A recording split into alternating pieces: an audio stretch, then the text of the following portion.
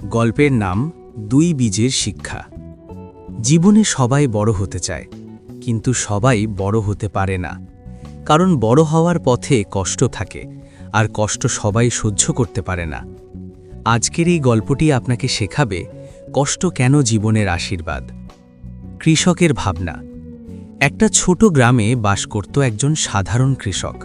সে প্রতিদিন তার ক্ষেতের পাশে বসে ভাবত, একই আকাশ, একই মাটি, তবু কেন কেউ সফল হয়, কেউ হয় না।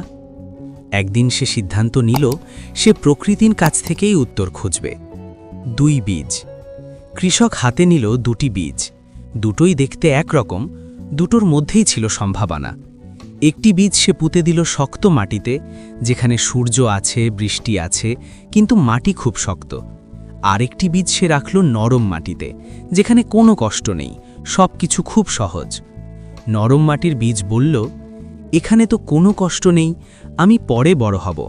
কিন্তু শক্ত মাটির বীজ বলল, মাটি কঠিন, তবু আমাকে ভেতর থেকে শক্ত হতে হবে। দিন যায়, রাত আসে, বৃষ্টি হয়, সূর্য ওঠে। কিছুদিন পর দেখা গেল নরম মাটির বীজ শুকিয়ে গেছে, কোনো চেষ্টা, কোনো লড়াই ছিল না বলেই।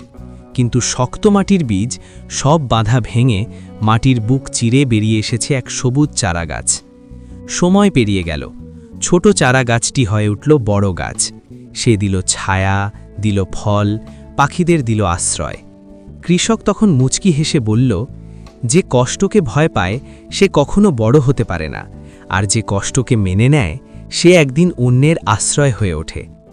আপনি যদি এই গল্প থেকে একটুও অনুপ্রেরণা পেয়ে থাকেন, তাহলে ভিডিওটি লাইক করুন, চ্যানেলটি সাবস্ক্রাইব করুন এবং গল্পটি শেয়ার করুন আপনার প্রিয় মানুষটির সাথে। একটি গল্প কারো জীবন বদলে দিতে পারে।